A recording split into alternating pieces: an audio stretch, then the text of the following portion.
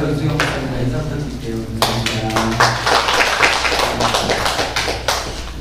아까 식사할 때 인사드리신 목사님들 계시고, 처음 뵙는 목사님 계시고, 대전교회에서 원래 할 때 목사님들 계시고 있는데, 저는 원래 천재경 목사예요. 신창 목사님을 학교 선생하다가, 영어 선생하다가, 한 15년 영어 선생님 근무하다가, 미션 스쿨이었는데 너무 말씀이 막 미칠 거로 좋아가지고, 영어 가르치는 건데 그만 가르쳐야지.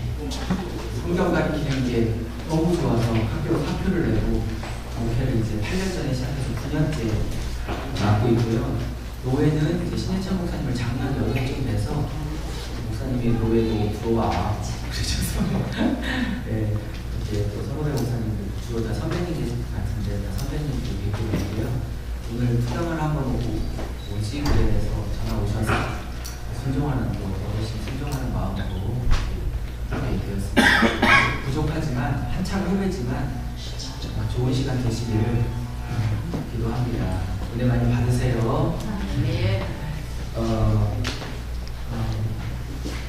무서워요. 왜요? 굳어 계셔서 좀 웃으세요. 한 시간 전국에 지금 세미나를 계시록만 하고 있는 게 아니라 66권 전체를 지금 다 하고 있는데, 제가 보는 계시록은 계시록만 죽도록 봤던 분들의 계시록과는 좀 달라요. 제가 보는 계시록은 66권 안에서의 계시록이 어떤 의미를 갖고 있는지가 명확하게 보이기 때문에 제가 보는 계시록은 자연 증조나 예를 들어 아까 우리 몇 분 목사님하고 서서 한 20분 한참 얘기했는데, 제가 학교 선생하면서 너무 말씀이 배고파가지고 국민인구에 나오는 모든 성경 세미나를 다 쫓아다녔어요. 여러분이 다니셨던 대부분의 성경 세미나는 제가 더 다니지 덜 다니지 않았습니다. 돈도 수천만 원 다 다녔어요. 어느 날 제 걸로 준비하라는 하나님의 마음에 감동이 와서 한 2, 3년 꼬박 제 걸로 준비하면서 있었어요. 그 중에 계시록 세미나는 제가 많이 다녀봤습니다. 박만영 목사님 좋아요, 무슨 땡 모세 목사님 좋아요, 다 좋아요, 다 좋은데 제가 느낀 건 뭐냐면 미국에서 시작했던 세대주의적 세미나, 자연 현상, 지금 예수님의 재림 시기에 초점을 맞추고 예수님이 재림하기 직전에 크게 해달라고. 그러세요? 죄송하지만 목사님도 조금만 키워주실 수 있으세요? 잘 안 들리세요? 재림 시기에 초점을 맞추거나 예수님이 재림하기 직전에 있을 자연 현상에 집중하는, 소위 세례주의 학자들이 말하고 있는 이러한 재림 시기와 자연 현상에 집중하는 세미나가 거의 10개 중에 9개가 되어졌어요. 그러면 예수님의 재림 시기와 자연 현상에 초점을 맞춘다는 이게 뒤로 가면은 하원이 줘가 어떻게 안 보이실 텐데. 안 보여요. 네, 이게 나아요. 제가 소리 내니까 좀 들리시죠? 네. 들리시죠? 네. 목소리 너무 크네. 재림식이나 자연현상에 초점을 맞추는 게 거의 90%였어요. 퍼센테이지가. 그러면 유목사 이게 틀렸냐? 아니요. 틀렸다고 생각은 안 하는데요. 물론 예수님이 재림하기 전에 이런 현상들이 있죠. 이거를 부정하지 않아요. 있는데 문제는 뭐냐면 너무 이쪽에만 초점을 맞추니까 계시록 세미나가 어떻게 가냐면 이렇게 가요. 저는 실제 들었던 거예요. 제가 갔을 때 일본에 쓰나미가 일어났었어요. 일본에 쓰나미가 일어났을 때였어요. 마치 그 세미나, 어느 세미나라고 제가 말하지 않겠어요.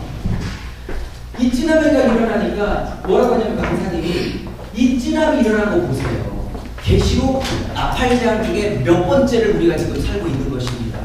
이렇게 갖다 얘기를 하시는 거예요. 이해하셨죠? 무슨 얘기인지. 네. 그러면 제가 여쭤볼게요. 이 쓰나미는 예수님 재림 직전에 집중적으로 있었나요? 무사일에 늘 있어 왔다고 생각하세요? 지진은 예수님 재림할 때 직전에 있을 집중적 현상인가요? 늘 있어 왔던 현상인가요? 그럼 계시록 세미나를 자연현상에 집중해야겠어요? 아니죠. 그건 아니라고 봐요. 그리고 마태복음 24장에 시간이 너무 조금해가지고 제가 마태복음 24장 25장에 예수님께서 제자들이 물어요. 예수님 재림하기 직전에 마지막 때 증상이 무엇이오리까? 이렇게 물으니까 제자들이 예수님이 제자 대답하죠. 그때 예수님이 지진, 민족이 민족끼리 나라가 이런 얘기 하죠. 근데 이거 두 번째예요. 재림 증상이 뭡니까? 라고 물을 때 예수님의 대답의 첫 번째 센텐스가 지진, 전쟁, 민족이 민족끼리 치고받고 싸우고 하는 이러한 물리적 현상 앞에 한 센텐스가 더 있어요. 이거를 놓치고 자꾸 여기에 집중하니까 또 여기에 역사가 재림 직전에 더 우리가 신경 쓰고 싸워야 될 역사라는 걸 놓치고 자꾸 여기에 집중하는 세미나 한국에 10개 중에 9개, 8개라는 말씀이에요. 틀렸다는 게 아니라. 오케이? 자, 그러면 여기서 첫 번째로 말했던 센텐스가 뭔지 기억하시죠? 우리 선생님들. 뭐죠? 그렇죠. 말씀 안 해주셔요. 그죠? 감사해 도와주셔서. 미혹의 역사를 가장 먼저 얘기하고 있어요. 그죠? 마태복음 24장 25장에 미혹이라는 단어가 몇 번 나올까요? 잘하셨어요. 세 번 나와요. 완전 수준. 그러니까 마지막 시대 때 있어진 현상들은요, 분명히 우리가 체크를 해야 되는데 자꾸 자연현상 하니까 세대주의자들은요, 제가 농담인데 좀 웃어주세요. 분명히 뭐만 볼 것 같으면 이건 농담이에요. 계시록과 인터넷만 볼 것 같은 생각이 들어요. 자연현상과 계시록 몇 장으로 우리가 살고 있는지 계속 그렇게 맞추는 이건 좀 아니다 싶은 거고요. 예수님께서 정말 마지막 때 정말 신경 써야 될 현상의 첫 번째로서 지진과 전쟁 이런 걸 언급하기 전에 먼저 거짓 선지자들의 거짓 복음에 고린도후서 11장으로 따지면 다른 영, 다른 복음, 다른 예수는 잘도 받아들이는 거라고 설명했던 다른 영의 역사, 다른 복음의 역사, 예수의 이름, 성경의 이름, 하나님 성령님 죄장차 물터대고 있지만 결국은 땅의 가치를 추구하는 자 만들게 하는 거짓 복음의 역사에 대해서 더 많이 이 현상들, 영적인 현상들을 체크해야 된다고 보는 거죠. 그래서 이따가 말했지만 여기서 나오는 아마겟돈 전쟁은 분명히 갯돈 때문에 벌어진 전쟁이라고 누가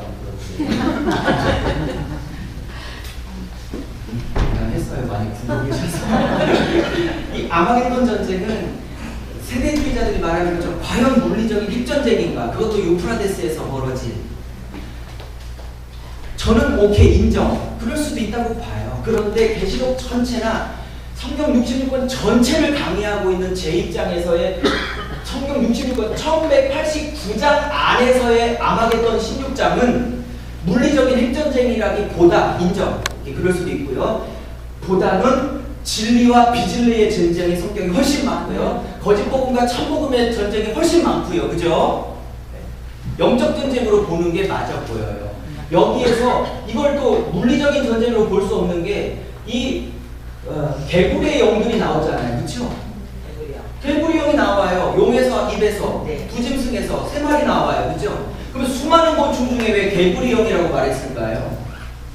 개구리는 더럽고 그렇지, 일단 더럽죠. 들어갔다 물에 갔다가 여기 갔다 왔다가 왔다 갔다 하고 너무 잘하셨어요. 근데 그게 조금 더 가면 이제 알레고리가 되는 거예요. 너무 깊이 들어가시면 안 돼. 그거 개인적인 좋은데 계시록이 총 몇 장이냐면요. 404절이에요. 몇 절이요? 404절이에요. 404절 중에 사도 요한이 구약을 끌고 들어와서 인용했던 구절이 총 몇 절이냐면요. 계시록의 전 세계 대가인 GKB 같은 경우는 287절이라고 말하고 어떤 사람은 309절까지도 봐요. 그러면 여러분 그냥 대충 잘라서 309절이라고 합시다. 그냥. 그러면 계시록 총 404절 중에 300절이 지금 구약 인용이기 때문에 한 80% 돼요. 70-80%. 그러면 계시록을 뚫으려면 인용했던 309절, 뭐 짧게 보면 278, 길게 보면 309, 이 300절에 관해서 특별히 예레미야, 이사야, 에스겔, 스가랴서 이런 대선지서, 소선지서에서 말하고 있는 그 성경 구절이 어떤 의미인가를 거기서 찾아서 그 문맥 안에서 이해하고 그 다음에 그 문맥을 끌고 들어와서 계시록에서 그 문맥을 어떻게 인용했었는지를 양쪽을 다 보면서 계시록을 뚫어가야 되는 거예요. 다시 말하면 구약을 모르면, 특별히 선지서를 모르면 계시록 뚫기가 불가능한데 왜 인터넷과 계시록만 보냐 이 말이에요. 제 말은. 그래서 구약의 31개 구절이 끌고 들어와서 계시록을 펼쳐져 있기 때문에 구약을 모르면 계시록은 안 뚫리게 돼 있어요. 그래서 제가 국민일보에 나오는 성경 세미나 다 다녔는데 두 개를 안 갔어. 첫째는 뭐냐면 3분 안에 모든 성경을 다 뚫을 수 있대. 제가 15년 수천만에서 다니는데 불가능해요. 안 믿어져서 안 가봤고요. 두 번째 세미나 어떤 거 안 가봤냐면 뭐 안 가봤냐면 계시록만 300독을 하셨다나 500독을 하셨다나 이거 안 갔어요. 왜 안 갔냐면요. 계시록만 400독, 500독, 5000독을 해도 안 열려. 왜냐면 구약에서 다 끌고 들어왔기 때문에 구약 신학이 안 열리면 계시록이 안 열리게 돼 있어요. 라고 저 생각합니다. 자, 좀 이제 넘어갈게요. 시간이 없어서. 이 대전이나 제가 대전하고 군산에서 정기 집회를 매달 하고 있는데 계시록이 지난달에 다 끝났어요. 군산도 대전도. 한 몇십 명 오셔서 이렇게 같이 배웠는데 2박 3일 동안 축구라고 해서 겨우 맞췄어요. 20시간까지. 내용이 워낙 많으니까. 이게 125문 되거든요. 10월 달에는 마태복음인데 마태복음은 162본문이 돼요. 이걸 이제 2박 3일 동안 하려니까 이제 막 머리가 아픈 거죠. 162본문, 뭐 계시록은 100본이 넘으니까 이런 것들을 이제 하나씩 다 살펴야 되는데 오늘은 물좀 한 번만 좀. 집사님 물 좀 한 번만 좀 죄송해요. 막발을 빨리 하니까 몸이 타네. 자, 그래서요. 큰 틀만 한번 보고 가도록 하겠습니다. 제가 그래서 제가 초점 맞추고 있는 계시록은 여기에요. 여기하고 여기. 무슨 얘기냐? 여기서 예수님께서 재림하실 때 예수님 어린 양이신 예수님 옆에다가 우리가 신부로 딱 쓰잖아요, 그렇죠? 네. 그 아내가 자기를 단장했다 이렇게 나오죠, 그렇죠? 이때 신부가 단장했다는 헬라어고요. 저는 이제 영어를 전공했기 때문에 헬라어가 좀 쉬워요. 영어 문법과 헬라어 문법이 거의 똑같거든요. 그래서 헬라어는 제가 조금은 해봤는데 신부가 자기를 단장했다는 건 능동태예요. 능동태. 그러니까 저절로 준비되는 게 아니라 본인이 노력하고 싸우고 여기 17장에 나오는 음녀 바벨론, 18장에 나오는 큰성 바벨론, 세상 나라의 가치와 스스로 능동태로 의지를 가지고 싸우고 준비해서 이 자리에 쓴 거지 저절로 그냥 은혜니까 알아서 준비됐겠지라고 말하고 있는 분들이 아니에요. 근데 여기 21장에 가면 신부가 다시 예비하고 단장했다는 표현을 다시 써요. 여기 19장에 단장했다, 여기 단장했다 똑같이 쓰거든요. 단어도 헬라어 원문도 똑같습니다. 근데 재미있는 건 이런 건 이제 원문을 봐야 재미있는 거. 감사합니다. 21장에 나오는 단장은 여기서 나와야 단장은 뭐냐? 수동태예요. 신기하잖아요. 한 번은 능동태고 한 번은 수동태예요. 이 말은 뭘 얘기하고 있냐면 신부의 자기가 우리의 능동적인 의지와 노력과 열심과 몸부림치는 그 싸움을 통해서 신부의 자리에 가게 될 것을 말하고 있는 것과 동시에 그것이 동시에 한 번은 이 실장하면 수동태로 쓰였다는 건 그렇게 준비되어지는 것마저도 하나님의 은혜 없으면 안 된다는 걸 말하고 있는 능동태와 수동태 두 가지 결합을 말하고 있는 거예요. 자, 좀 진행해 볼게요.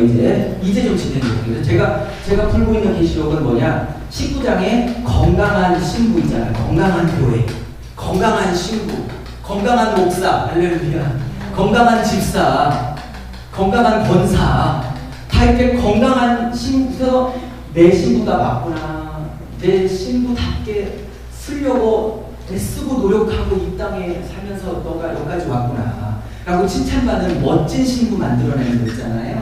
그게 제 계시록의 목표예요.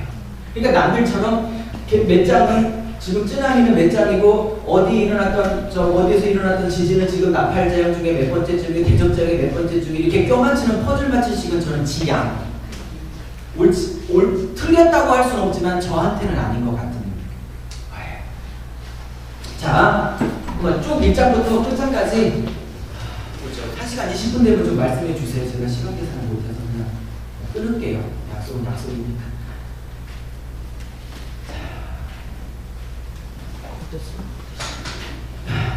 여기서도 661필이 나오죠. 아까도 어떤 저기 선배 목사님 두 분하고 말씀 이렇게 나눴었는데 뒤에서 이 661필이 뭐냐고 하여간 이 660일이 베리집이라고 막 확신하는 분과 베리집이 아니라고 확신하는 분이 대전에서 붙어가지고 첫날 두 분이 가버렸어요. 그래서 제가 난감해가지고 여러분 여쭤볼게요. 13장에 우상에게 경배하는 자들에게 660표딱지를 줬는데 매매를 못하겠는데 여쭤볼게요. 2000년 전에 사도 요한이 660을 쓸 때는 이게 베리칩이라는 확신을 갖고 썼을까요? 그 당시 666이라는 뭔가가 서로 통용할 수 있는 게 있었을까요?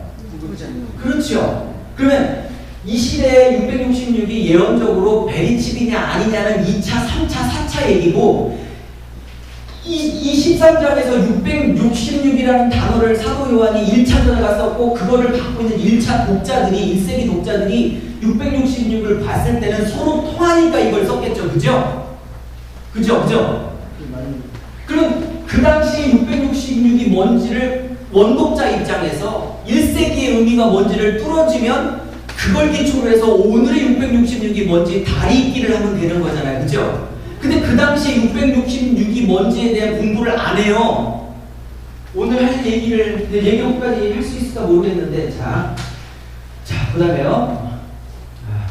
2박 3일 동안 1시간 반에 막 기술을 내니까 자, 성경을 볼 때는요, 세 가지가 필요해요. 제가 볼 때, 저도 신학교를 다니고 지금 백석대에서 이제 저희 교단에서 백석대 박사과정도 받고 있지만, 저희가 침신대 다닐 때도 마찬가지예요. 뭐 갔더니 역사 비평, 막 수사 비평, 문학 비평, 뭐 편집 비평, 기억나시죠? 그때 졸았던 기억, 기억나시죠? 네, 저도 많이 졸았거든요. 뭐 목회할 때 아무 소용없어요. 성경 해석하고 설교하는데. 그래서 제가 전국을 쫓아다니면서 성경을 공부할 때 세 가지 원칙을 봤어요. 첫째, 수를 봐야 돼요. 전체 구조, 수. 두 번째, 부분 나무들을 봐야 돼요. 세 번째는 원독자 입장을 꼭 기억하셔야 돼요. 이 세 가지가 굉장히 중요한 원칙이에요. 그 중에 수를 보는 방법 중에 가장 좋은 방법은 이런 거예요.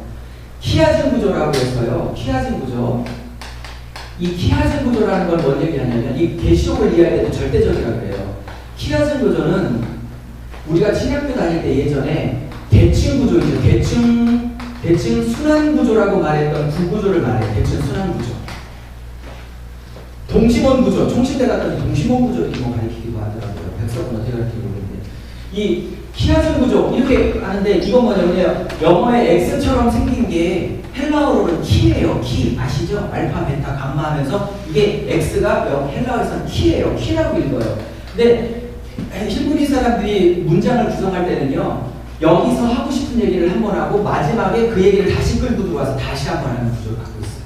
그리고 여기서 했던 내용들을 끝날 쯤에 한 번 다시 반복해요. 그 반복은 예증을 하든 얘기를 뒤집든 예증을 강화시키든 뭐든 논리적 감대를 가지고 했던 얘기를 다시 반복하는 구조를 갖고 있어요. 오케이, 이해하셨죠? 그게 C-셔서 여기 가운데가 D일 거 아니에요. 이걸 영어로 피벗이라고 해요.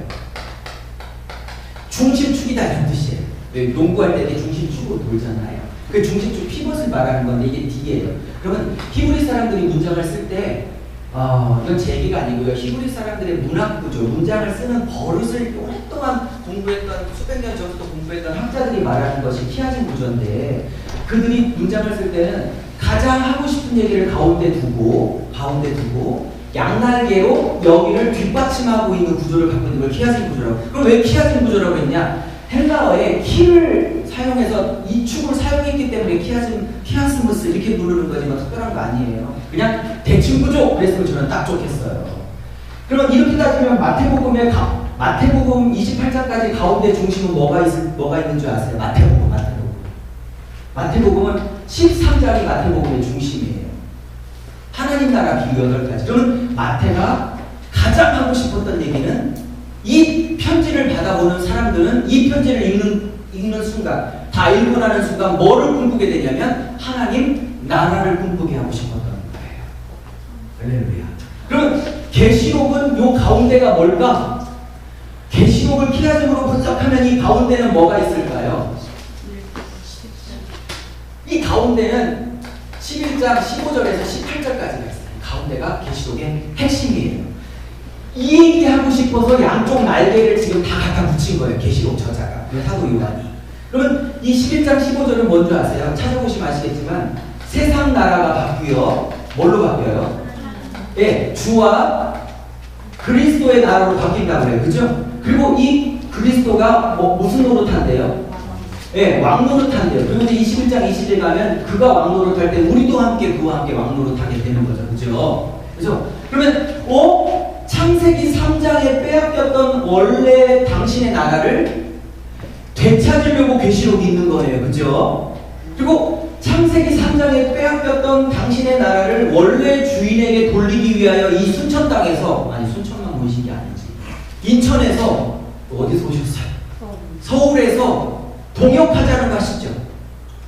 그 각자 지역에서 사단에게 창세기 3장에 빼앗겼던 나의 나라를 원래 주인에게 돌이키는 그 일에 내가 너와 함께 서울에서 함께 하고 싶고, 순천에서 함께 하고 싶고, 인천에서 함께 하시고, 전 대전에 왔으니까 대전에서 함께 하고 싶고, 할렐루야. 그게 사도행전 전체를 끌고 들어오는 개념이잖아요. 그죠?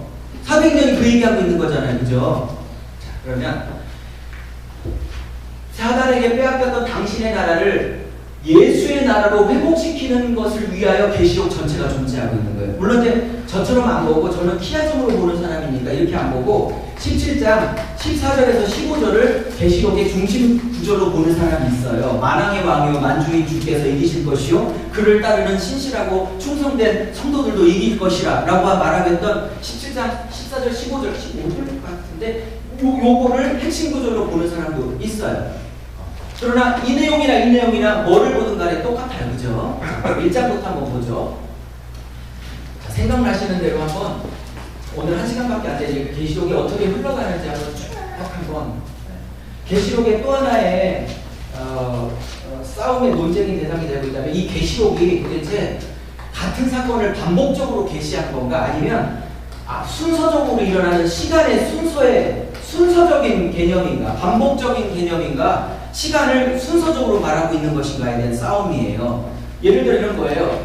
여기 6장에서 6인이 선포돼요. 그렇죠? 그리고 8장 9장에서는 뭐가 선포돼요? 7 나팔 중에서 6 나팔이 선포되죠. 그죠? 성경 중 한번 혹시 있으시면 좀 펼쳐 따라와 보시죠. 제가 하는 얘기가 실제 그런지 안 그런지 보셨어요.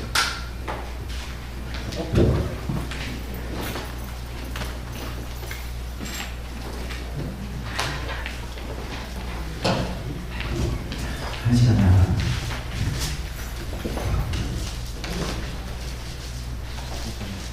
여기에 6 나팔이 펼쳐져요. 그렇죠? 네. 이거 외우기 쉬워요. 6장이니까 6인이죠. 나팔장은 8장에 맞췄어요. 나팔이니까 또 8장이에요. 그죠? 외우기 금방 쉬워요. 그죠? 7 대저 심판은 어디 일어날까? 7 대저 심판.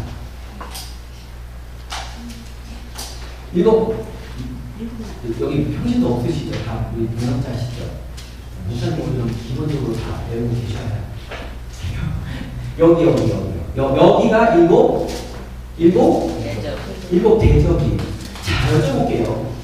왜 수많은 인간이 쓰고 있는 도구 중에 찍는 도장의 개념이 인, 또 나팔, 대적, 이렇게 이런 단어를 쓸까요? 그쵸? 그것도 다 의미가 있는 거예요. 자, 그러면 세대주의자들은 이런 얘기를 해요. 6인이 끝나면, 7인이 끝나면 이게 순서라. 요거 끝나면 그 다음에 이게 시작되고, 나팔이 끝나면 대접이 시작된다. 이렇게 얘기를 해요. 근데 과연 그럴까? 제가 이제 그렇지 않다는 걸 논증을 하고자 해요. 자, 1장에서 여러분이 생각하고 있는 가장 유명한 본문 조금 배우시죠. 한 개씩만 하고 넘어갈게요. 1장에서는 뭐가 생각나세요? 그냥 생각나는 거 아무거나. 네, 감사합니다. 예수님의 모습이, 영광스러운 모습이 몇 가 나와요? 한 10개 정도 나와요. 근데 여기서 예수님의 모습이 나오죠? 왜 이렇게 털과 털이 희고, 발에는 주석 같은, 마음이 급해가지고, 입에서 검 나오고. 근데 그 모습이 어디서 똑같이 나오냐면 19장에서도 똑같이 반복되죠. 그쵸? 네. 자, 그러면 예수님의 영광의 모습이 나와요. 그 전에 뭐가 나와? 그 전에 여기에 하나님이 나는 알파요, 오메가요 이렇게 얘기해. 나는 알파요, 오메가요. 나는 알파요, 오메가 이렇게 얘기 나와요. 근데 여기서 이게 대칭 구조라면 여기서도 나와야 되거든요. 근데 여기서도 하나님께서 뭐라고 나오냐면 알파요, 오메가 이렇게 나오죠, 그죠? 똑같이 나와요. 여기서도 못 썼지만 여기서도 반드시 속히 될 일이다 그랬는데 여기서도 반드시 속히 될 일이다, 그죠? 계시록의 복이 몇 가지 나올까요?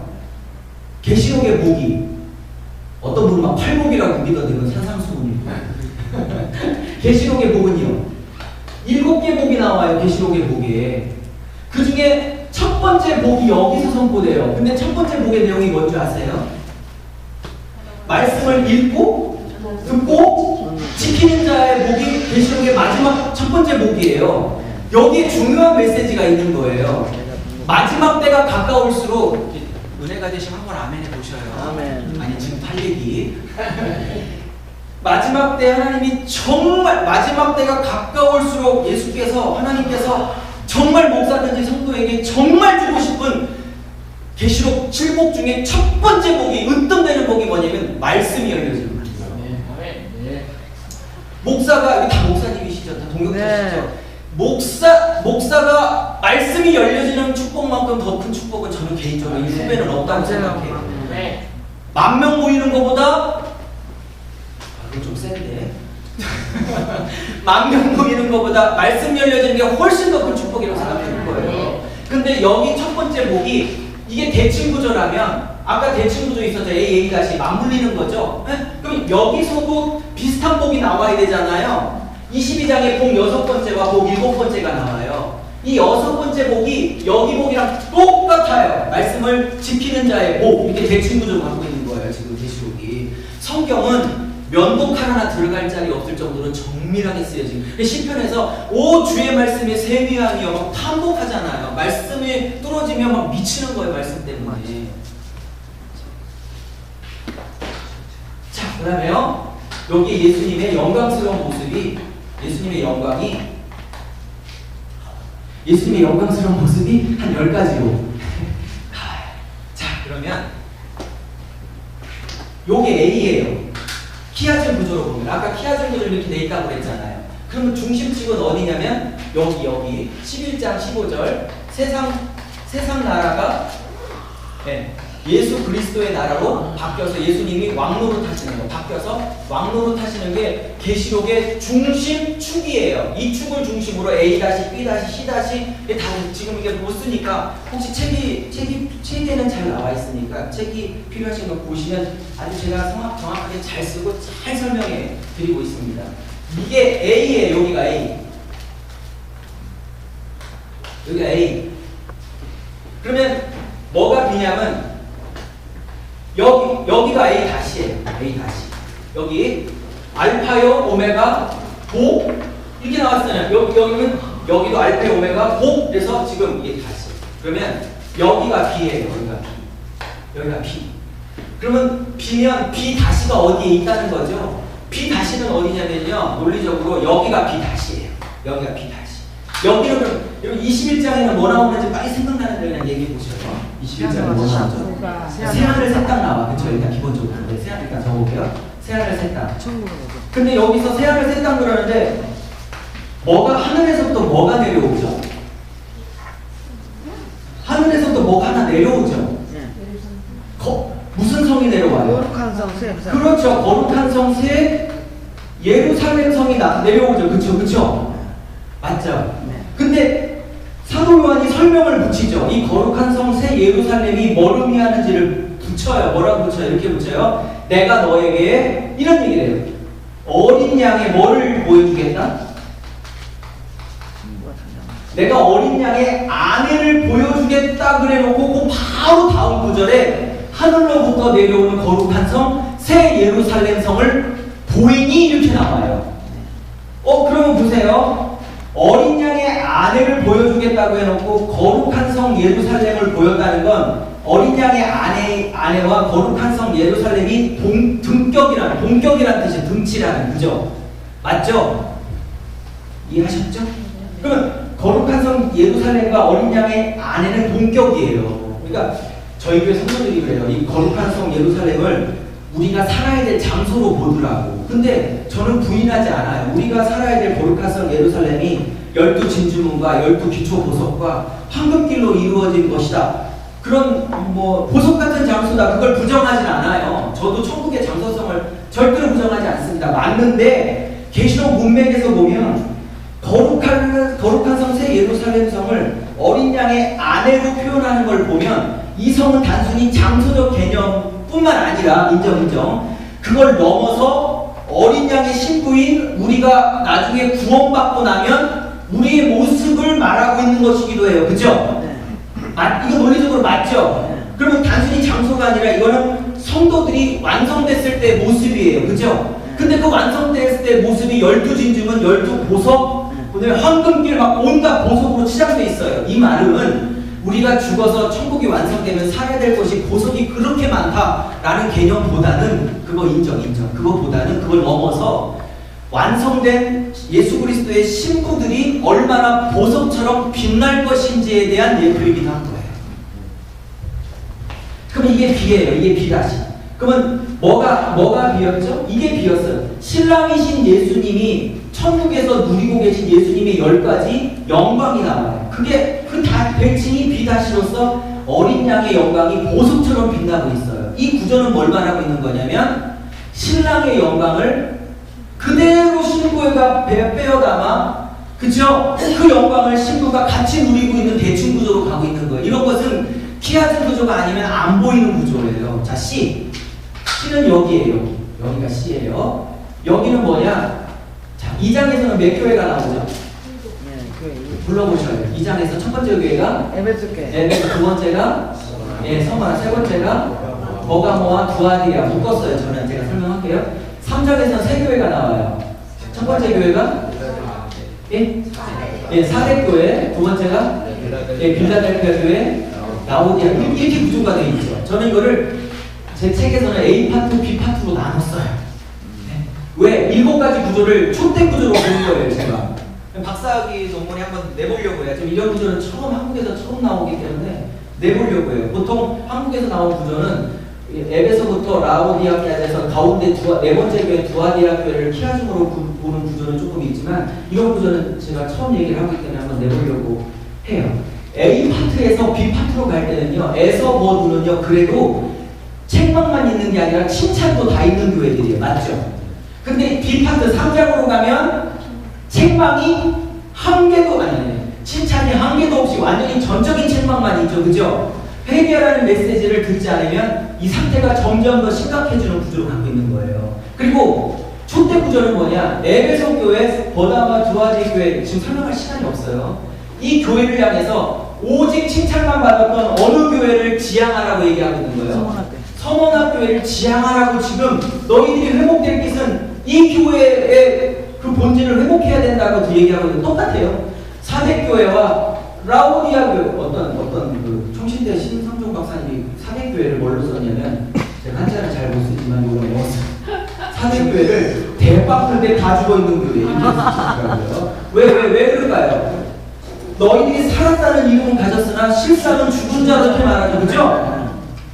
이 교회도 대빵 큰 교회인 줄 아시죠? 책에는 제가 잘 써놨는데 이 초대교회 때 지진이 많아가지고 왕창 다 무너졌어요. 근데 오직 라오디아 교회만이, 라오디아 주정부만이 로마 황실에서 재건 비용을 준다는 걸 의도적으로 거부하고 넘쳐나는 스스로의 재정으로 그냥 너뿐이 자기 도시를 재건했던 유일한 도시예요. 그래서 나는 부자라 부족한 것이 없다. 나는 모든 게 풍족하다. 그렇게 말이 이 도시의 금융업 때문에 나온 결과들이거든요.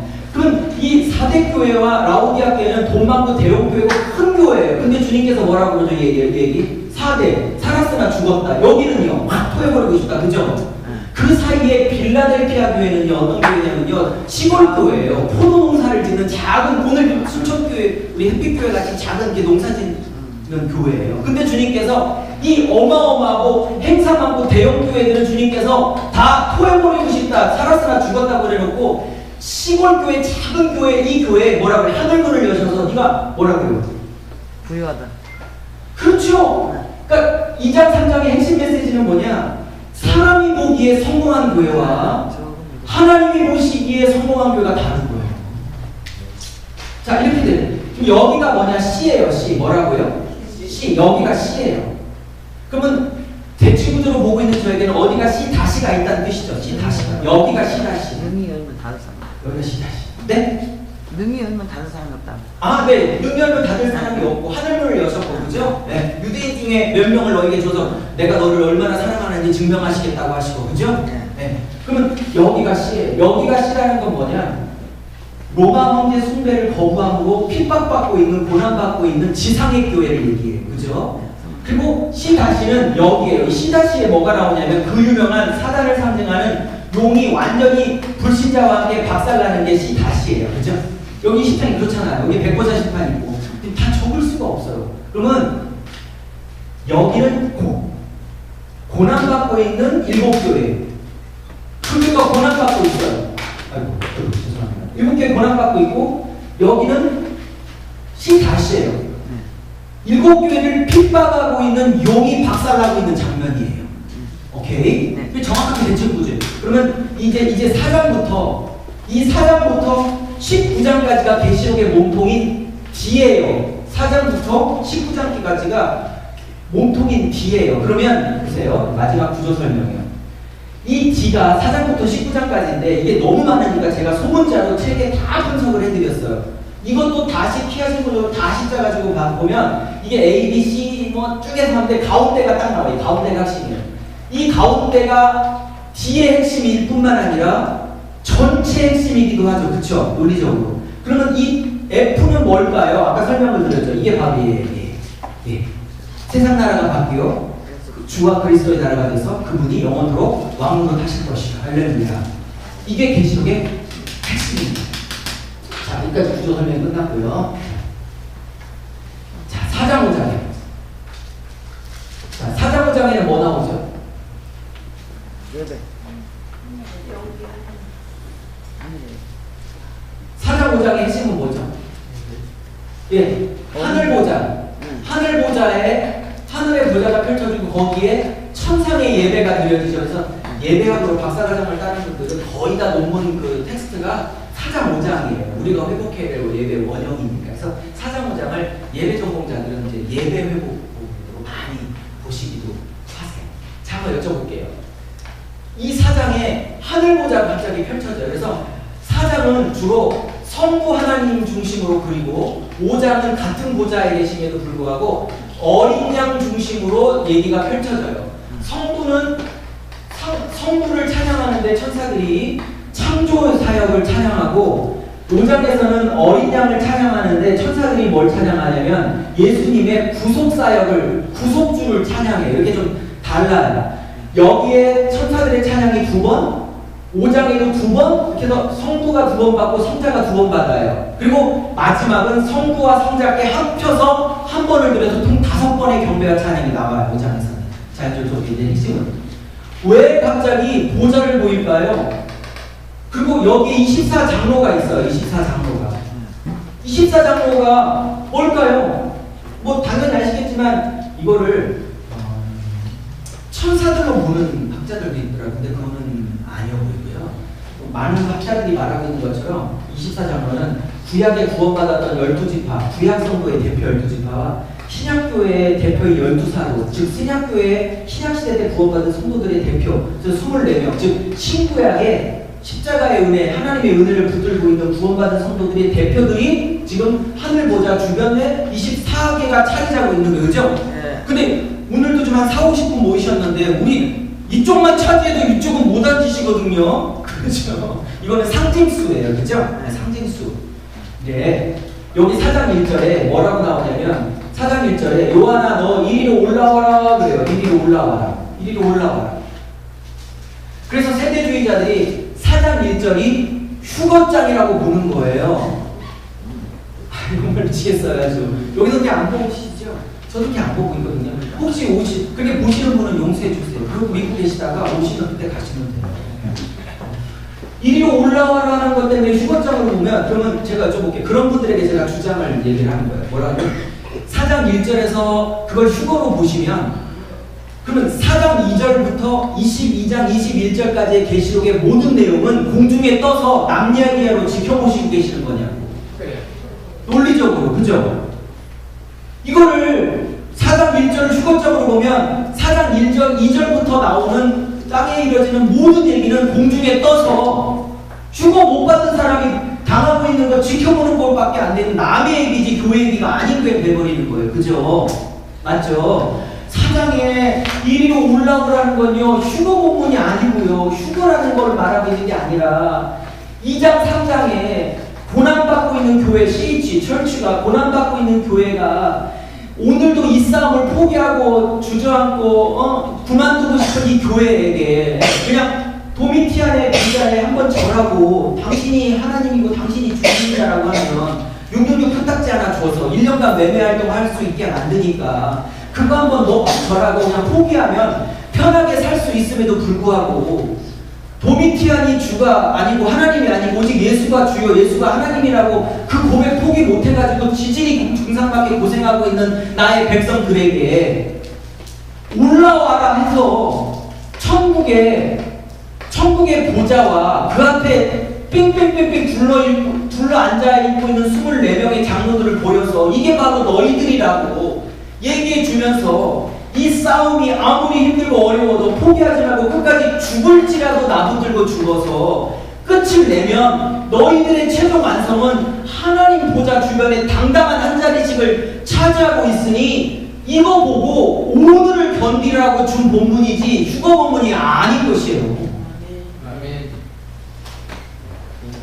아직도 2002년 월드컵 경기를 지금도 해요. 이탈리아랑 16강 했던 게 저희 교회 앞에 있는 대전 월드컵 경기장인 거 아세요? 거기에서 16강전 했어요. 근데 후반 43분 15초까지 1대0으로 지고 있는 거 아시죠? 이탈리아에게. 근데 43분 16초에 설기현이 얼떨결에 넘어가 1대1 됐어요. 그죠? 그리고 연장 들어가서 후반인가? 거기에 안정환이 자기 머리에 맞았나 안 맞았나 그것도 기억 못해요. 걔는. 그리고 역전해가지고 반지 세레머니가 나왔잖아요. 그게 지금 2002년도 우리 교회 앞에 있는 경기장이에요. 저 가끔 가요. 대전 시티즌 축구에서. 아직도 한답니다. 14년이 지났는데도 아직도 보여줘요. 여러분, 제가 이때는 교사로 있었을 때인데요. 우리 아이들하고 시청에서 이걸 가슴 떨리게 보고 있는데 지금 14년 지난 지금에 보면요. 하나도 안 떨려요. 왜 그런 줄 아세요? 42분이 돼도요. 안 떨려요. 15초 돼도 안 떨려요. 왜? 벌써 내 결과가 어떤지를 알고 있기 때문에 오늘을 이길 힘이 여기에서 나오는 거예요. 그죠? 아멘? 아멘. 그래서 자꾸 이건 적용인데 목회자가 자꾸 성령 안에서 말씀 안에서 기도 안에 붙들려서 이 아픈 현실만 보지 말고 이 아픈 현실에 더 큰 보좌를 펼쳐 계셔서 이 땅을 지배하고 계시고 나의 삶을 섭리하고 계시는 하나님의 나의 인생의 보좌를 보고 오늘을 이기라고 준 본문이 휴거 본문이 아닌 것이에요. 자, 넘어갈게요. 이제 다 못할 것 같은데. 자, 그 다음에요. 자, 여기 이쪽은 성부 하나님 중심이고 여기는 어린 양 예수님 중심의 찬양이라고 그랬죠. 같은 보좌라 할지라도. 그죠? 그러면 이 어린 양이요. 사도 요한이 울어요. 뭐라고 우냐면 하나님 오른손에 두루마리가 있는데 마지막 때의 계시를 다 밝히고 있는 두루마리가 있는데 7인으로 봉해져 있는데 이 마지막 때 계시를 펼 자가 아무도 없는 거예요. 합당한 자격 있는 자고 마구니가 24명 중에 장로님이 한 분이 나오셔서 울지마. 합당한 자가 있어. 4번 얘기하거든요. 합당한 자가 있다고 4번 얘기하면서 어린 양이 있다고 딱 얘기해요. 근데 유다 지파의 사자가 이기셨고 다윗의 뿌리가 이기셨으니 그러면서 사자 얘기를 하고 어린 양 얘기를 해요. 근데 6장에 들어가면 한번 대답해 보셔요. 사자가 인을 뗄까요? 어린 양이 인을 뗄까요? 그렇죠. 그 신기하지 않아요? 그 맨날 힘없고 잡혀먹기고 하는 이런 어린 양이 마지막 때에 계시를 뗄 만한 자격이 있어요. 그래도 으르렁거리면서 온 짐승을 지배하고 물론 다 비웃고 상징이지만 으르렁거리는 짐승의 왕이 사자가 떼는 게 격이 맞겠어요. 그냥 상식적으로. 사자가 떼는 게 격이 맞지 않겠어요? 아멘. 오늘도 이렇게 설교를 우리 목사님이 하시니까 폼이 나는데 저같이 키 작고 이렇게 볼품없는 사람이 설교하고 격이 안 나오잖아요. 이 사자가 떼야 되는데 어린 양이 떼고 이 사자는요 계시록에 처음이자 마지막으로 나오는 단어예요. 다시는 안 나와요, 계시록이. 찾아보시죠. 누굴 키고 안 나와요. 그리고 어린 양만 몇 번 나오냐면 29번 나와. 몇 번이요? 근데 제가 계시록 공부하다 보니까 책을 한 30권, 40권을 읽다 보니까 계시록이 뻔하잖아요. 근데 계시록을 단어를 헬라어 원문을 가지고 계시록을 다 분석해 보니까 진짜 재밌는 현상 하나 발견했어요. 책 쓰다가 뭐냐면 어린 양이 29번이 나오는데 말 나온 김에 보좌는 몇 번 나오냐? 44번 나와요. 보좌가 제일 많이 나온다. 즉 계시록은 하나님의 보좌가 통치하고 있다 얘기예요. 도미티안이 아니고 도미티안은 계시록이 95년경에 쓰여졌을 때 로마를 다스리고 있었던 폭군 도미티안을 말하고 있는 거예요. 자, 그러면 계시록에서 보면 이 29번이 어린 양인데 왜 용, 뭐 두짐승, 뭐 음녀 뭐 이런 단어들 있잖아. 이런 단어들을 하나씩 다 더해보면 정확하게 몇 번 나오냐면요 29번 나와요. 그러니까 예수님처럼 흉내내고 맞짱 뜨고 있는 거예요. 계시록 안에서 단어 분석을 해보면. 그러니까 책을 보시면 다 섬세하게 다 얘기하고 있습니다. 자, 6장 가면 드디어 6인을 떼는데 제 상식으로는 늠름한 사자가 떼야 될 것 같은 거예요. 근데 힘없는 어린 양이 떼요. 근데 5장에서 뭐라고 말하고 있냐면 어린 양이 합당하다는 표현을 4번을 하는데 우리나라 개혁 성경에는 빠져 있어요.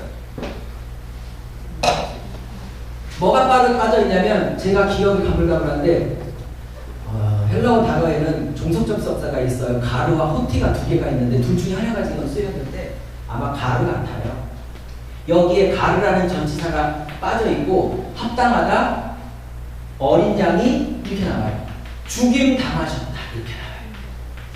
그러면 왜냐하면 어린 양이 죽임 당하셨기 때문에 합당한 거예요. 이해하셨어요? 네. 근데 어린 양이 죽었다는 이 단어가 스파조예요. 스파조. 이 스파조라는 단어는 헬라어는 어떤 단어냐면 그냥 죽었다는 게 아니라 가축이 처절하게 비참하게 도축당할 때 쓰는 단어예요. 예수님이 도축당해서 합당한 거예요. 그러니까 자꾸 저 전국을 돌아다니니까 산기도파 목사님들을 많이 만나. 부러워. 그리고 죄송하고 너무 그렇게 기도하는 게 보통 일이 아니잖아요. 저는 절대 긍정적으로 보거든요. 저도 청년 때는 산기도 많이 했어요. 2시간씩 산기도했는데 목사가 되고 오히려 안 하고 있는데 전국 다니다 보니까 산기도파 남자 목사님 내지 여자 목사님 많이 만나요. 그분들이 공통적으로 말하는 단어들이 영권을 얘기하더라고요. 영권 주시옵소서. 나무 2그룹 빼는 거 3그룹 뽑으면 영권이 오네. 그렇게 안 와요. 계시록을 풀고 있는 저에게 유목사에게 영권은 어떤 자에게 영권이 오냐? 십자가에서 자기를 죽이는 것만큼 영권이 사자의 영권이 오는 거지. 어린 양처럼 죽을 각오 없는 자에게 하나님이 사자의 영권을 주지 않습니다. 다시 해볼게요. 아멘 할 때까지. 어린 양처럼 죽은 자에게 합당한 사자의 영권이 온 거지. 죽었기 때문에 합당한 거지. 십자가에서 죽었기 때문에 하나님이 그 목사님에게 영권 준 거지. 자아가 안 죽은 자에게 영권 준 적이 없어요. 이 아멘은 빨리 끝내라는 아멘 같이.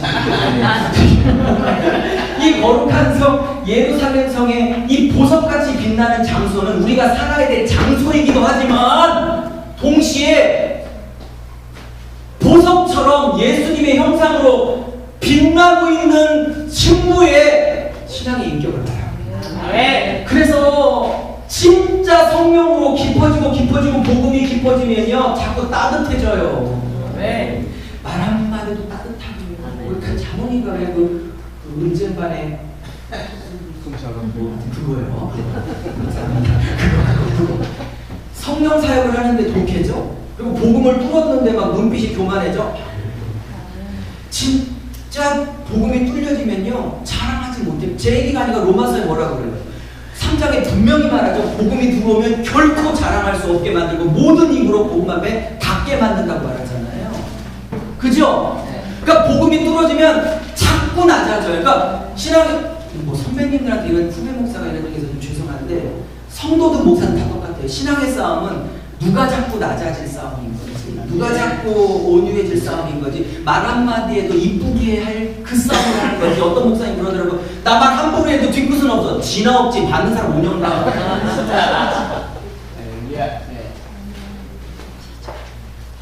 어쩌나? 몇 시에 시작했대요?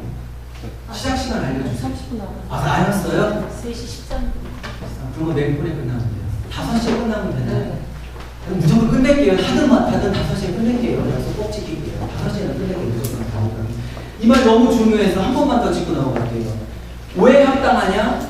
가르! 아마 가르가 아닐 것 같아요. 가르! 아니면 가르 죽었기 때문에. 그리고 사자는 없었죠. 그리고 계속 어린 양을 29번 나와. 근데 그 맞짱 뜨느라고 용같이 두 집 이름 합쳐서 29번. 그죠? 죽은 자에게 주신다. 네. 그래서 신앙이 깊어진다는 거. 나 어제 네가 무슨 일을 했어. 그거 다 보여. 이런 투시에 저는 투시 행사하는 제일 무서운데. 진짜 신앙이 깊어진 건 네가 뭐 이런 게 깊어지는 게 아니라 십자가 앞에서 내가 얼마나 죄인인지가 보이고 은혜 없으면 안 되는 자의 한몫한 거. 그래서 로스와 갈렙이 아니 저희 아론과 훌이 옷에 손을 들어줄 때는 이기고 내릴 때는 졌다는 게 손 들고 그런 게 아니고요. 내가 십자가 앞에서 은혜 없으면 안 된다는 것에 항복하고 있으면 주님이 하시고 내려서 내가 하겠다면 안 하겠다는 뜻이에요. 딴 데 가면 안 되죠. 딴 데 가면 안 되고 집중해서 그래서 여섯 이니셔널 됩니다. 자, 근데 이제 핵심이 나왔어요. 여섯 중에 첫 번째를 했더니 1번부터 4번까지는 말이 나와요. 그쵸? 자, 종류 대보시죠. 흰, 그 다음에 붉은 말, 붉은 말. 세 번째는요, 청황색 말. 네 번째는요, 죄송해요. 검정색 말. 네 번째가 청황색 말. 흰물검청, 그죠? 근데 이 네 가지 말은 그냥 온 게 아니라 뭐죠? 에스겔서 스가랴서의 네 말의 환상을 그대로 따온 거잖아요, 그쵸? 선지서 따온 거예요. 근데 말의 종류의 색깔도 그 선지서랑 거의 똑같아요. 그때도 세상을 심판으로 보내는 말이거든요, 그게. 그 구약을 그대로 따온 거예요. 그러니까 그거 모르고 이거를 흰물검청이 뭐냐, 이 시대의 흰색은 뭐, 이게 말도 아닌 거예요. 구약을 읽어야 돼요. 구약을 공부해야 되는 거라고요. 자, 붉은색은 이제 전쟁을 의미하고 검은색은 이제 기근을 얘기하고 청황색은 이제 질병을 얘기하는 거예요. 제 얘기가 아니라 계시록 내에서 풀어져요. 핵심은 흰색이에요. 이 흰색 때문에 이제 논쟁이 아직도 남아져 있는 거예요. 흰말 탄 자가 그리스도냐 적그리스도냐 때문에. 자, 1번 들어보세요. 1번 그리스도다. 1번 그리스도. 2번 적그리스도다. 한번 들어보세요. 1번 그리스도다. 네. 2번 적그리스도다. 안 되는, 제가 제일 싫어하는 게 이거 2.5번 이렇게 묻어가는 분 있잖아요. 안 좋아요. 곤란하니까 지금 안 대답하시는데 이거를 제가 설명해 올릴게요. 답은 없어요. 주님께 여쭤보자고요. 가면 대신 왜 그렇게 얘기하는지를 얘기를 하고 선택은 우리 선배 목사님 목으로 남겨놓을게요. 자, 두 가지 주장에 관한 학설을 얘기해 드릴게요. 자, 보세요. 자, 이거를 예수님이라고 보는 사람들은 뭐냐? 이게 흰말이라는 거야. 근데 19장에 예수님이 오실 때 백만 타고 오시죠. 그죠? 네? 네. 그래서 또 이분이 면류관을 썼어. 그죠? 근데 예수님이 면류관 쓰고 오시죠. 여기서. 그죠? 그러니까 딱 봐도 예수님인 거예요. 누가 봐도. 그러니까 1번 그러신 거예요. 이해하셨죠? 근데 이거는 1900한 주석의 개념으로 봤을 때는 1920년 때까지는 이런 주장을 했어요. 주석의 흐름을 보면. 근데 20년, 30년대에 넘게 나오는 주석을 보면 얘기가 좀 바뀌기 시작해요. 자, 저는 두 번째에 서 있는 사람이에요. 제가 증명할게요. 동의해달라는 게 아니라 이해만 하시고 동의는 여러분 뭐, 오케이? 제가 봤을 때 이거는요, 안티크라이스트예요. 적그리스도. 적그리스도. 왜 그렇게 보는지 한 4가지 근거를 가지고 얘기를 하겠어요. 제가 그냥 다 못해도 용서해 주세요. 그냥 하는 데까지 하고 갈게요. 밑에 거는요. 자, 첫째, 이 면류관이라는 단어예요. 이 면류관이라는 단어가 얘는 6장에서 흰말 탄 자는 이거를 스테파노스라고 써요. 스테파노스. 그 승리반. 예, 경기자에서 승리하는 자예요. 네, 19장에서 예수님이 많은 면류관을 쓰고 오시잖아요. 이때 쓰는 단어는요, 이게 같은 예수님이라면 같은 단어를 써야 되거든요. 죄송하지만 같은 단어가 아니에요. 이때 쓰는 예수님이 썼던 19장이라는 건 디아데마타, 타가 붙은 복수형이거든요. 많은 면류관. 이거는요, 디아데마타는 뭘 쓰냐면요, 헬라어 배경을 공부하다 보면 귀족들만 쓰는 거예요. 왕족들만, 왕권자들만 쓰는 거예요. 그러니까 계시록에 한번 졸리니까 한번 조는 분이 두 분 계셔서 한번 따라해 보셔요. 졸지 마시라고 두 분 한번 따라해 보세요. 계시록에는 3대 패러디가 흘러간다. 용이란 요놈은 지가 하나님인처럼 흉내를 내요. 적그리스도는 지가 마치 예수님처럼 흉내를 내요. 나중에 보면 이 13장에 가면 두 짐승이 나오잖아요. 바다짐승, 땅짐승. 미리 쓸게요. 바짐, 땅짐. 몇 장에 무슨 내용이 있는지 다 뚫고 계셔야 돼요. 근데 이 바다짐승, 적그리스도를 얘기하는 건데, 이 바다짐승이 칼에 상했다가 상처가 나은 자, 죽었다가 나은 자 몇 번 얘기 나올까요? 완전수 3번을 통해서 자기가 예수님처럼 죽었다가 부활한 흉내를 정확하게 3문장으로 얘기하고 있어요. 3번 완전수를 통해서. 왜 3번 흉내를 낼까요? 바다짐승이 죽었다가 살아났다는 표현을 3번 하는 이유가 뭔지 아세요? 아까 5장에서 왜 합당하냐? 어린 양이 죽었기 때문에 몇 번 나온다고 그랬어요, 제가. 몇 번 나온다고 그랬어요? 3번이죠. 그거에 대한 흉내예요. 계시록이 면독 하나 들어갈 정도로 들어있죠. 성경 전체가 좀 미치겠어요. 죽을 것 같아요. 성경 때문에 죽을 것 같다는 거예요. 재밌어. 미치겠어요. 이 정교하기 때문에. 저도 방언받은 날이 있었어요. 막 미치겠다고 너무 좋아하고 막 혀가 막 아로 돌아가고 막 어떨 때는. 근데 모든 은사 뭐 그러다가 우리 처자들 낳을 때보다 더 재밌는 거 말씀입니다. 아멘. 자, 땅짐승은 성령님 흉내내요. 정리할게요. 용은 하나님, 적그리스도는 예수님. 이 땅짐승은 성령님. 왜? 바다짐승 얘에게 이 적그리스도의 우상을 세워놓고 이 우상에게다가 얘가 바람, 생기를 집어넣었던 얘가 말을 내요. 갑자기 에스겔서 37장 생각나지 않으세요? 그죠? 바람이 확 들어와가지고, 그죠? 마른 뼈들이 군대처럼 선 거. 그 흉내를 지금 성령님의 역사를 지금 흉내내고 있는 패러디예요, 지금. 그 패러디라는 입장으로 봤을 때 얘들이 예수님처럼 백마, 면류관 완전히 예수님처럼 속였는데 알고 보니까 면류관의 종류가 달라. 둘째, 이 활이에요, 활. 예수님은 1장에서도 10가지 모습으로 영광이 나타날 때, 그러니까 계시록을 조금 아시면 제 강의 듣기 훨씬 쉬우실 거고, 조금 계시록이 익숙하지 않으면 이제 좀 힘드실 거예요. 그렇지만 10가지 모습 중에 입에서 뭐 나오죠? 검 나오죠. 여기서 19장에서 오실 때도 이 두 짐승을 여기서 작살내실 때, 두 짐승 작살낼 때 도구도 입에 나오는 검으로 작살났어요. 맞죠? 말씀의 검으로 작살났어요. 맞아요? 그럼 계시록 안에서 예수님의 입에서는 항상 검이 나오지 활이 나오는 법이 없어요. 그러니까 패러디 개념을 이해 못하시면 이게 그리스도로 속기 딱 쉽다니까요. 그러니까 계시록에는 이것들이 내가 진짜 하나님이야, 내가 진짜 예수야, 내가 진짜 성령이야라고 흉내는 다 내고 있는데, 이 땅짐승이요, 이 땅짐승은 거짓 선지자, 즉 바다짐승, 적그리스도를 우상 숭배하도록 교리, 설교하는 거짓 목사들, 죄송해요, 거짓 메신저를 말하고 있는 건데요. 얘들이요, 어린 양 같대요. 어린 양처럼 두 뿔이 있대요. 이 땅짐승 얘기합니다. 신사장 얘기예요, 지금. 어린 양처럼 두 뿔이 있다는 건 뭘 얘기하고 있는 거예요? 지금 어린 양처럼 흉내를 낸 거예요, 예수님처럼. 근데 그 다음 메시지가 기가 막혀요, 계시록 안에. 그들이 어린 양처럼 두 뿔이 있으되, 그 다음 얘기가 그 말하는 건 용과 같더라, 이렇게 나와요. 제 얘기 아니잖아요. 저기 써져 있잖아요, 그죠? 네. 지금도요, 계속 뭐 성경 얘기하고 예수 얘기하고 있는데 사실은 용이 원하는 메시지를 전하는 용이 거짓 메시지인 거예요. 자, 그러면 활과 검이라는 대조로 봤을 때 이것도 패러디인 거예요.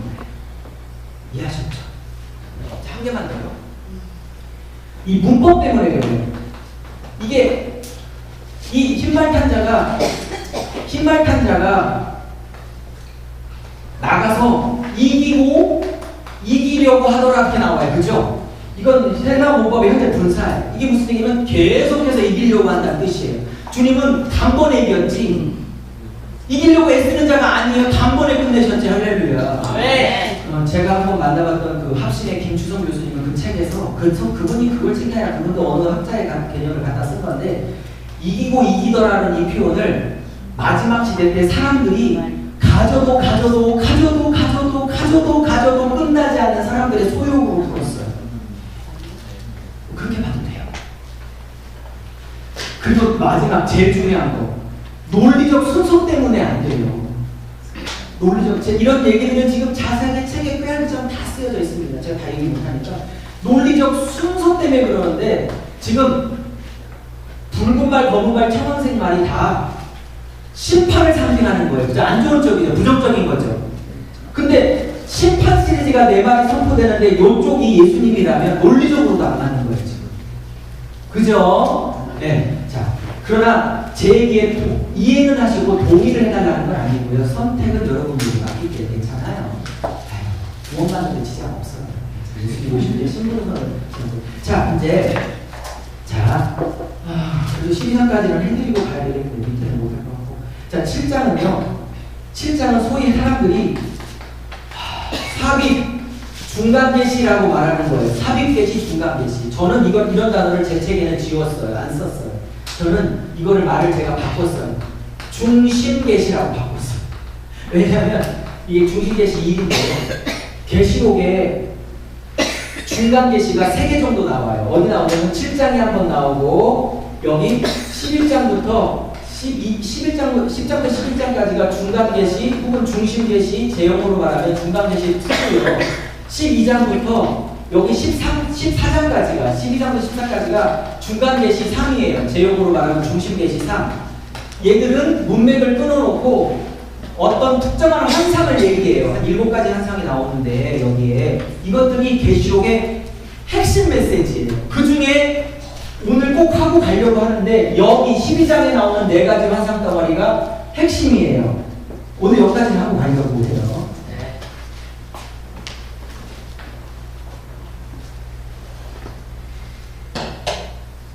자, 그러면 요 중심 여기는 이제 8장이니까 나팔장이라고 해서 나팔심판 6개 펼쳐지고요. 네. 여기 7장에 중심계시가 중간계시가 나오는데 요게 뭐 나와요? 여기 그 유명한 뭐 신천지 이만희가 지들 신학교 졸업하는 것들 가지고 뭐 신학하셨어요. 하여튼 정말로 이달 중에 이거 장난 안 친 이달이 없어요. 그쵸? 14만 4천 이거는 당연히 아까도 말했지만 24장로처럼 구약시대 때 대표 12명, 신약시대 때 대표 12명에다가 충만수인 1000. 여러분 1000이란 건요. 구약을 공부하면요. 제가 제 강의안에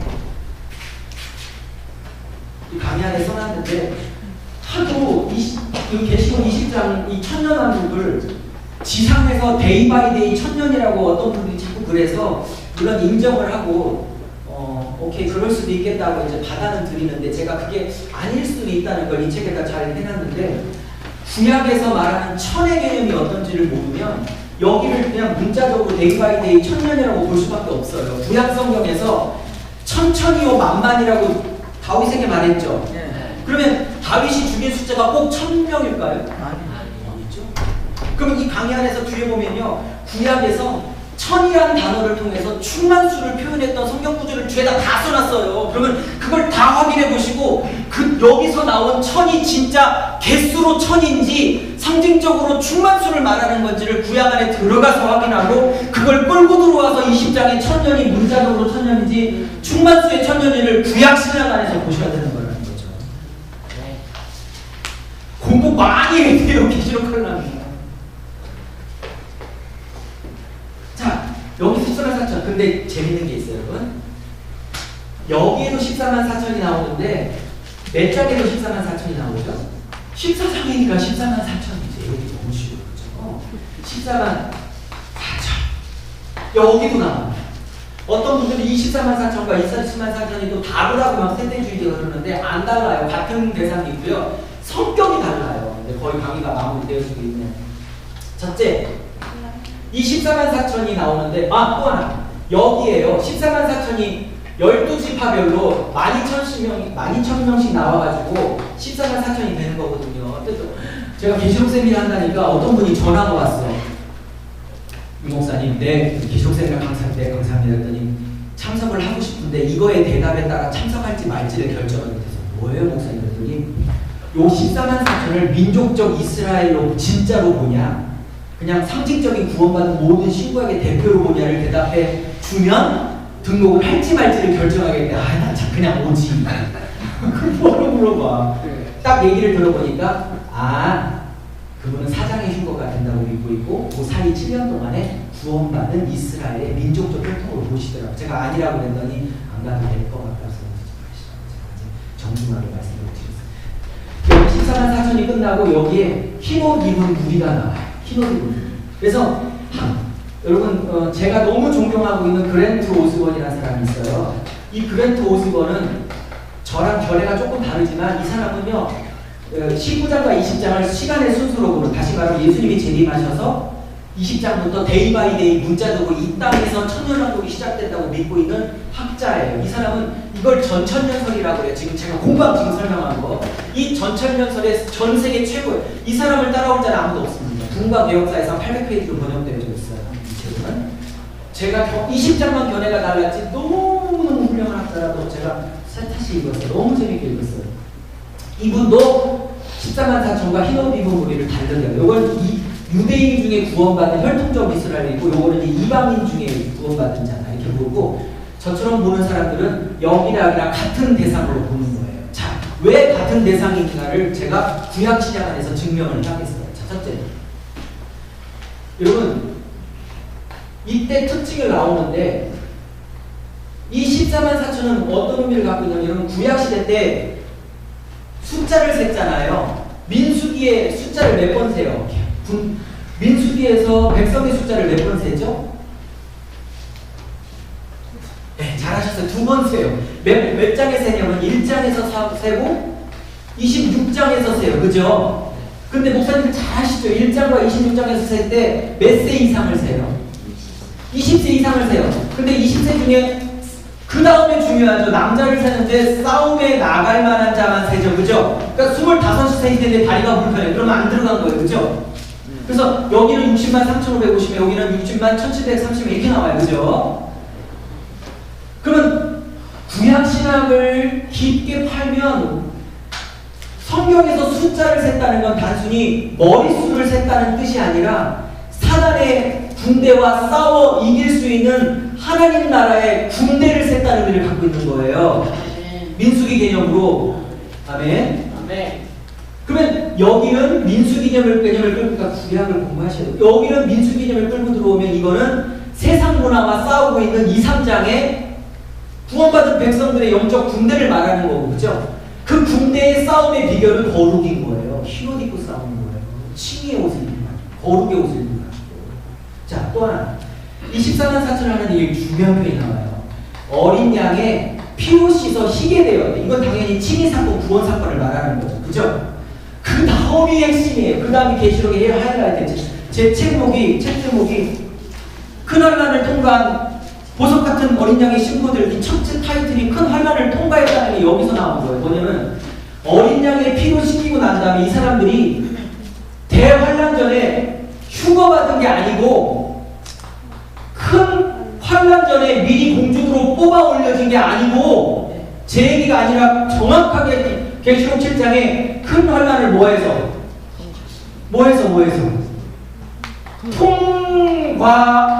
통과하여라고 정확하게 나오죠. 계시록 안에. 그죠? 정확하게 나와요. 큰 환난을 통과해서 나온 자들이에요. 그러니까 하나님 나라의 백성이 가는 건 큰 환난과 대환난을 면제받는 게 아니라 그 환난을 통과해서 보석처럼 빚어지는 거예요. 할렐루야. 아멘. 너무 고마워요. 그러면 이 4장에서 이리로 올라와라고 해서 이걸 휴거장으로 보면 큰 환난 전에 미리 휴거됐다고 보면 4장 1절을 7장에서 이 사람들이 큰환난을 겪고 견디고 이기고 승리해서 나온 하나님의 백성들이라는 이 개념에 충돌한다고요.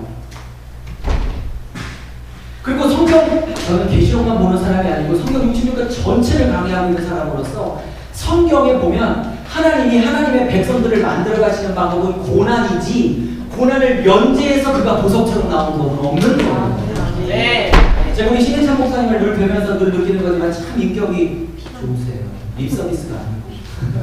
왜 그랬을까요? 1. 신해찬 목사님이 태어날 때부터 성품이 천사 같고 보석 같단다. 1. 2. 신 목사님도 많은 고난을 통해서 갈리고 닦아져서 그런 거다. 누가 훌륭했다는 건요, 천성이 좋았다는 뜻이 아니고요, 하나님의 영적인 맷돌과 환경의 맷돌과 사람 맷돌이, 삼일설 진짜 사람 맷돌이 인상 채찍으로 그가 하나님 손에서 갈리고 갈려서 그 인격이 나왔다는 뜻을 의미하고 있는 거지, 천성적으로 그 사람이 천사 같았다는 뜻은 없어. 아멘. 아멘. 예, 그래서 66권 전체에 고난을 면제해주는 법이었고 고난을 통과해서 보석 같은 어린 양의 신으로 섬기는 겁니다. 그래서 내 인생의 목회와 내 인생의 여정 중에 그런 배신, 그런 아픔, 그런 일들, 그런 사건들, 그런 아픔들이 동원 이루어지고 있어요. 10분 남았네요. 자, 그래서 휴거설이 아니다! 라는 걸 지금 여기서 증명한 거고요. 자, 이제 나팔제하고 넘어가요. 자, 나팔제하고 넘어가는데, 이 나팔인데요. 재밌어요. 여러분, 이 순서는 꼭 기억하셔야 돼요. 첫 번째 나팔은, 나팔이 불러지니까 이 나팔이 불려지는데 재앙이 어디에 있네요? 장소가. 따라해보세요. 땅. 두 번째 나팔이 불려지니까 그 재앙이 바다에 있네요. 그래서 3분의 1이 날아가죠. 물고기가. 그죠? 세 번째는요. 강과 샘의 근원에 있는. 네 번째는요. 이 나팔이 해에 울려 퍼지니까 해가 3분의 1이 타격받아가지고 남과 밤에 3분의 1이 날아가요. 그죠? 검게 그러는 그죠? 맞죠? 그리고 다섯 번째는 뭐냐면 그야말로 황충재앙이에요. 무슨 재앙이요? 황충재앙인데 이 황충이 무정에서 올라오다 보니까 온 세상이 어둠으로 임해요. 그죠? 여섯 번째 나팔이 펼쳐지니까 여섯 번째는 뭐가 하냐면 유프라데스에서 기억하세요? 유프라데스에서 전쟁이 벌어지는데 유프라데스에서 2억의 기마대가 나오죠. 그죠? 2만만이니까 2억이에요. 자, 이제 16장으로 가봐요. 16장에는 대적재앙이에요. 일곱 대적재앙이 펼쳐져요. 자, 근데 신기한 게요. 제가 계시록의 핵심이 이게 반복적 계시냐, 시간의 순서냐의 싸움이 있다고 그랬죠. 2000년 내내. 아직도 있어요. 근데 여기 보세요. 첫 번째 대적이 뒤집어지니까 어디에 타격이 받냐면 땅이 타격받아요. 맞죠? 맞아요. 두 번째로는요. 바다에 타격을 받아요. 세 번째는요. 순서대로 얘기하면 정답이에요. 강과 산의 근원. 네 번째는요. 해가 타격받아요. 다섯 번째는요.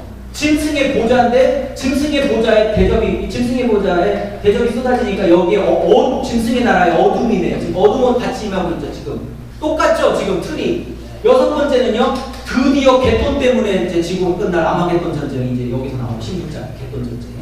그래서 유프라데스에서 개돈 전쟁, 아마겟돈 전쟁이 일어나요. 유프라데스. 자, 한번 따라해 보시죠. 땅과 강의 어유. 여기도 땅과 강의 어둠 유프라데스, 땅과 강의 어둠 유프라데스 이렇게 오시면 되는 거예요. 이게 시간의 순서가 아니고 대신 여기는 3분의 1이고 여기는 전면전 심판 강도가 나와요. 자, 그러면 자, 여러분 땅에 쏟아지고 바다에 쏟아지고 강에 쏟아지고 해에 쏟아지고 하니까 여기에 재앙들이 임하죠. 그렇죠? 근데 여쭤볼게요. 미리야 공부하시면 아시죠? 여기에 재앙들이 임하는데 여기서 임하는 재앙들이 전부 다 출애굽기에서 임하는 재앙하고 똑같다는 거 아시죠? 네? 네. 그리고 여기서도 재앙인데 여기서 일어나는 증상들이 출애굽기에서 일어나는 증상하고 똑같아요. 해가 변하고 바다와 강이 피로 변하고 그죠? 네? 그러면 이게 마지막 때 이런 지구상에 이러한 징조가 있을 거라는 문자적인 의미 플러스 인정해요. 오케이. 플러스 하나님이 마지막 때 부어주시는 심판은 출애굽기랑 똑같이 그 당시에 우상을 심판했던 게 출애굽기 재앙들이죠. 그죠? 맞죠? 그럼 마지막 시대 때도 하나님이 나팔하고 대적을 쏟아부어서 나타나는 증상들이 출애굽기 재앙과 똑같다는 건 자연적인 현상 플러스 넘어 어떤 의미가 더 깊이 있냐면 21세기의 사람들이 하나님처럼 여기고 있는 그 사람들의 우상을 깨트리고 있는 거예요. 지금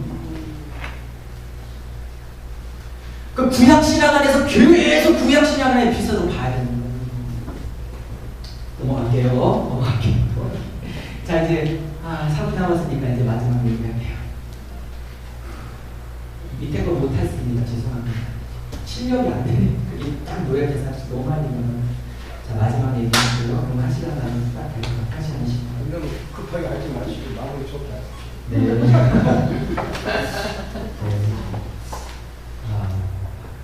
약속을 지켜야죠. 하셔야 돼. 저도 가야 돼요. 다 끝났어요. 혹시 기회가 되면 나머지 그러니까 전반부를 마치고 할 수 있어서 그래도 좀. 자 10장인데요.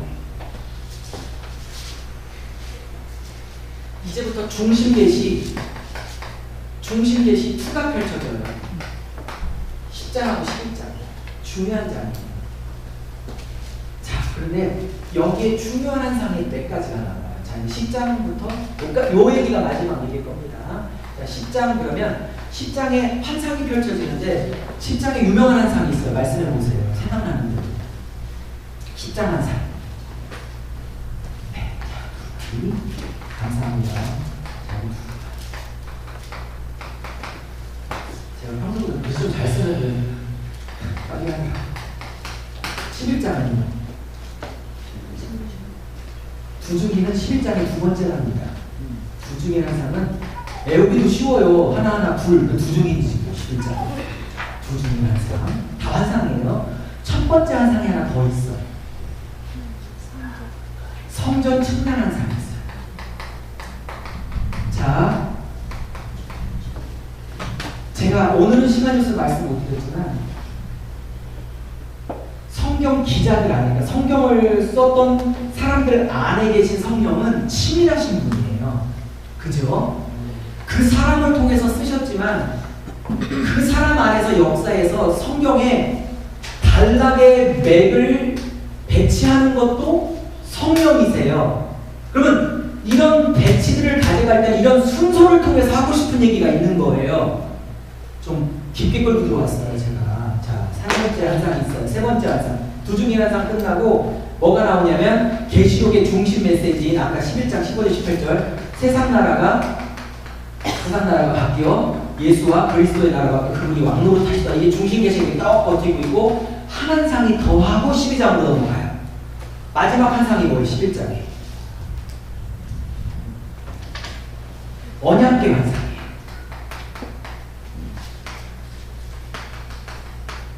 자, 이걸 따지면 성경 측량 1절에서 2절이고요. 여기가 3절부터 14절까지고요. 세상 나라가 15절부터 18절까지고요.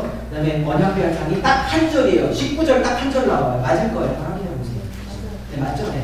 자, 그 다음에 이제 드디어 그 유명한 뭐가 나오냐면 교회를 상징하는 여자와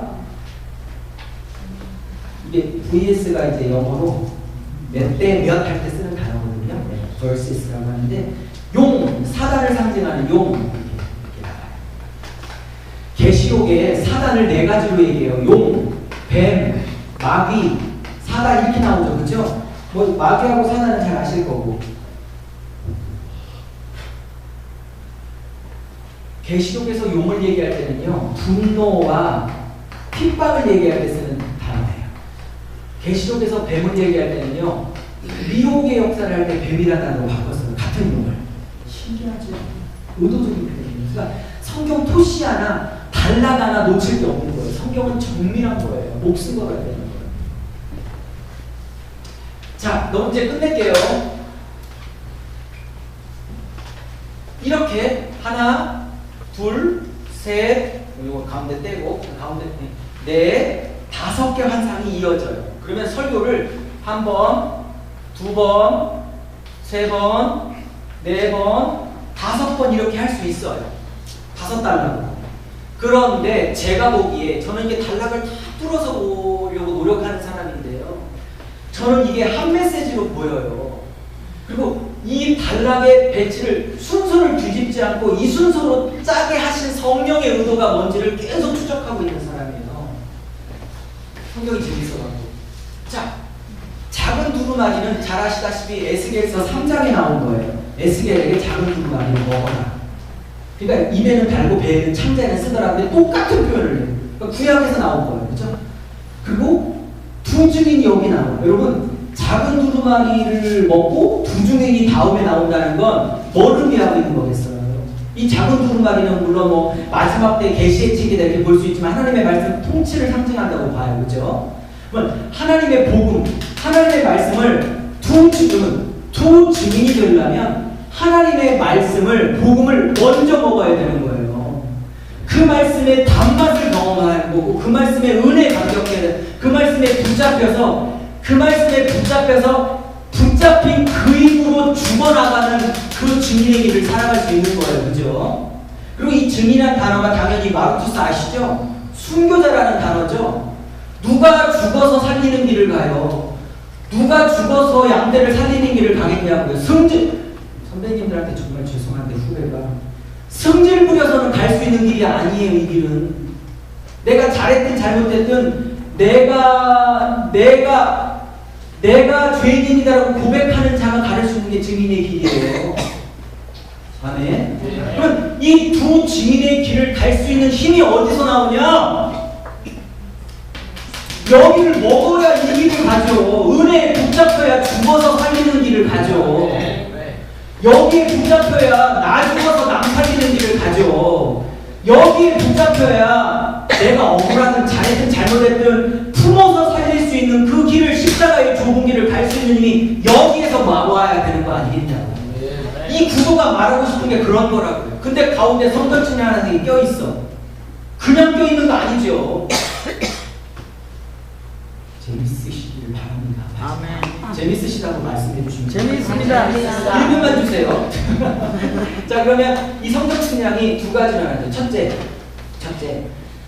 1절인데는 뭐라면